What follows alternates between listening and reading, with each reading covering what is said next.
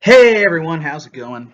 Mr. DeJoseph here, back at you with a fresh week of music classes. Hope everyone had a great spring break. I know I did. Hope maybe you went out, did something kind of fun. Tell you what I did, man. I've been wanting to do this for a while now. I went to the kitchen. Let me tell you something. The kitchen is beautiful this time of year. I don't know why I haven't gone more. It's really close to where I live, so I hope you guys found something fun to do on your spring break. Happy Passover, happy Easter to you all. And now we're back at it. We're back at it again, getting your education done virtually over the computer. Um, we're going to hit it up today with, getting into the late 50s here and kind of rounding out the decade. Before we get into that, just want to say, hopefully by now the grades are up.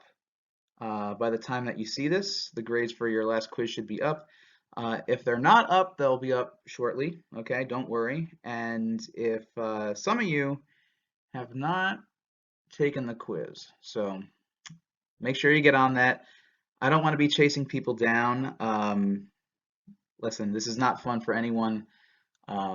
So if you could just go ahead and get that in, I'd really appreciate that.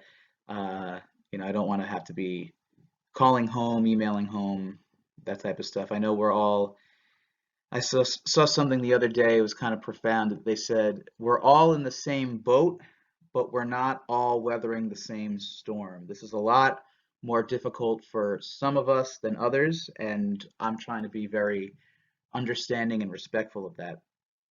But we also have to make sure that you know, this is school. It's not an option. We have to do it, So, want to make sure that you're getting the education that you guys need and deserve, by the way. All right, so we're heading into our third part of rock and roll history here, and we're going to be talking about the day the music died. And to do that, we're going to get in our time machine, and we're actually going to go forward to the 1970s. A long, long time ago, I can still remember how that music used to make me smile. And I knew if I had my chance that I could make those people dance, and maybe they'd be happy for a while. But February made me shiver. With every paper I deliver, bad news on the doorstep. I couldn't take one more step. I can't remember if I cried when I read about his widowed bride, but something touched me deep inside the day the music died. Have you heard this song? Bye bye, Miss American Pie. Anyway, some of you are like, oh, Mr. DeJoseph, you posted cringe. I can't. So please stop singing. Okay, well, I am gonna stop singing. But you ever hear this song before? Do you ever think, what is it about?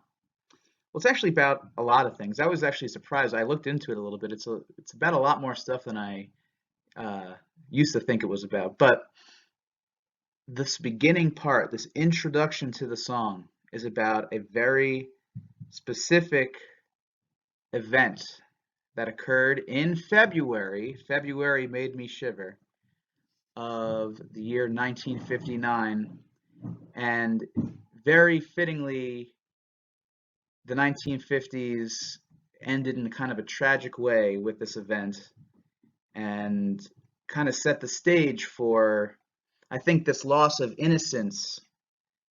Um, the 1950s was kind of viewed as a time of innocence. I mean, we've talked about it though. That's not necessarily true, but that's kind of like the ethos of the decade.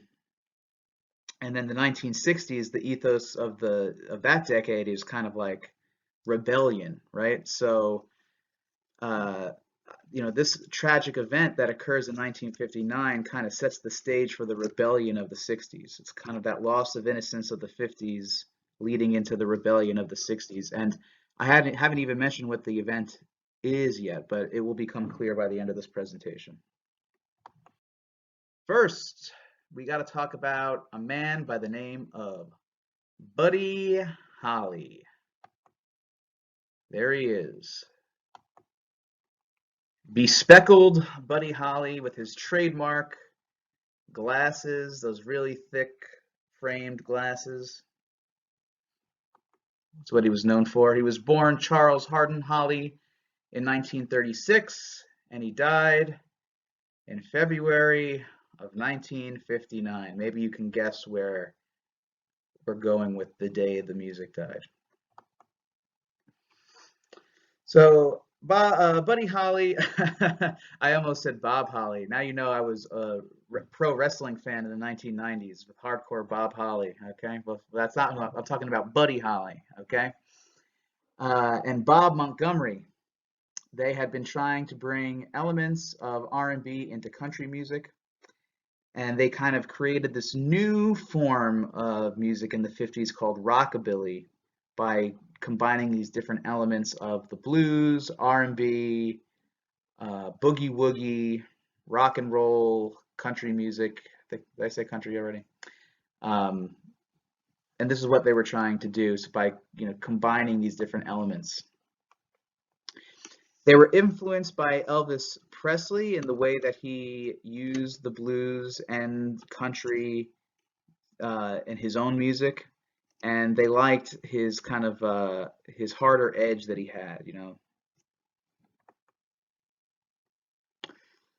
In October of 1955, Decca Records wanted only Holly for the deal, for a record deal. Buddy Holly would insist, though, that he bring his band with him. They were called the Crickets. And there they are, Buddy Holly and the Crickets. They re-recorded a song called That'll Be the Day. We talked about this re-recording that went on in the 50s. Well, even Buddy Holly was involved. And that reached #2 on the R&B charts, so pretty successful debut. They also had hit songs with Oh Boy, Not Fade Away, Every Day. I think that one goes, It's Every Day, bro. It doesn't go like that. That's a different song, Mr. DeJoseph. It's So Easy to Fall in Love, and Peggy Sue. Peggy Sue. I like Peggy Sue.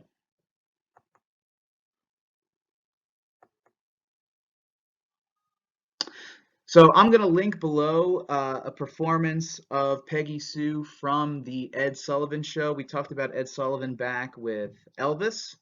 Ed Sullivan was a variety show host, talk show host in the 50s, 60s, and even 70s.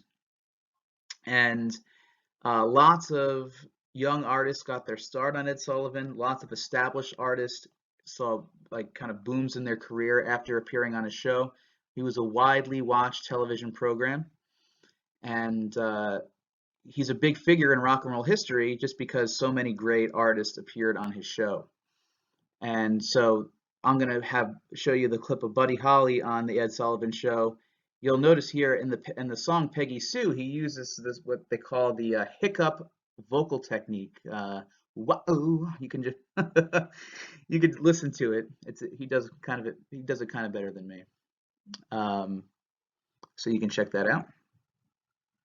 In 1958, they toured England and released a song, It Doesn't Matter Anymore. Now, when they were touring England, they lots of different people went to his concert, and including members of a band that would go on to be called the Beatles.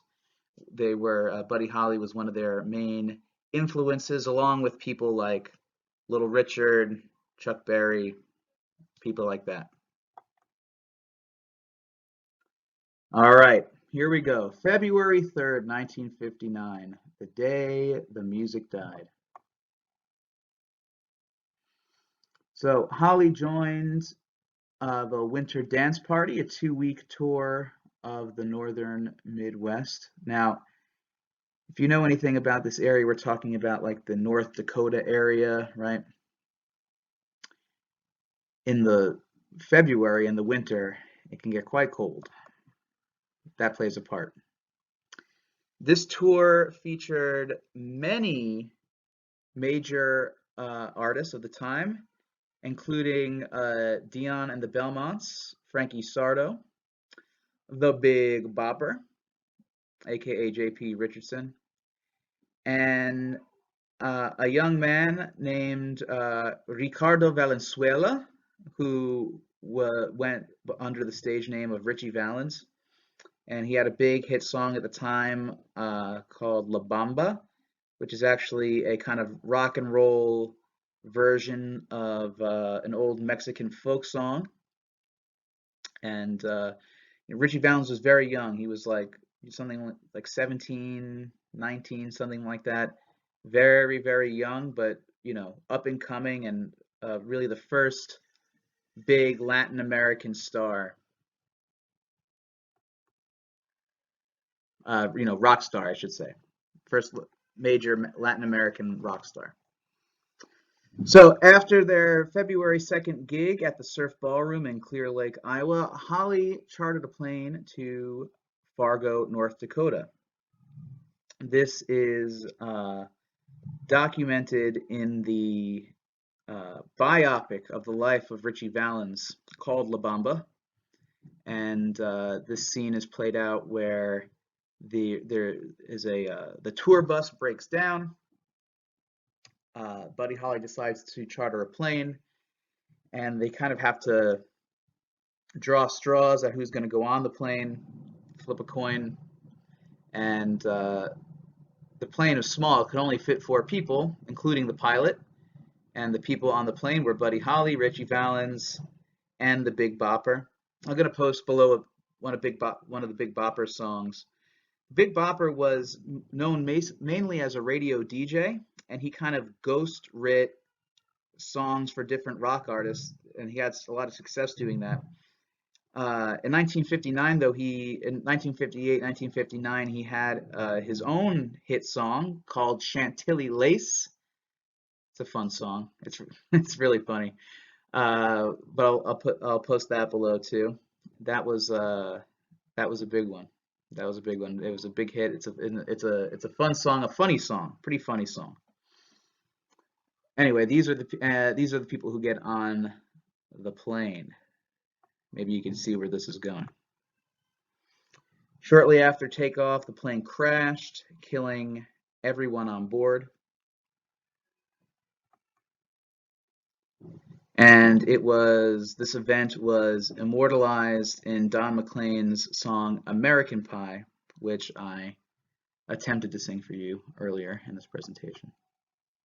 Okay, this is the memorial that has been erected at the crash site for where the plane crashed. Tragically, with the cause of the crash was listed to be pilot error, along with there were horrible conditions. It was freezing, it was snowing, like almost blizzard type conditions. And this is 1959. The planes were less advanced than they are today, and this was tragic. This date has gone down to be called the day the music died. And as I said before, it kind of got rid of that innocence of the 1950s and set the stage for what was. Okay, so that's going to do it for us today. Next class, Surf's Up. We're going to talk a little bit about surf rock and some of the next phase of rock and roll as we head into the 1960s here. If you have any questions, please let me know. Email me, leave a comment. Also, remember my office hours are every day, Monday through Friday, from 1:30 p.m. to 2:15 p.m. Ask all your questions during that time, and I will be happy to get back to you. Email me or leave a comment, or just leave a post in the stream on Google Classroom. All right, folks, take care. Have a great day.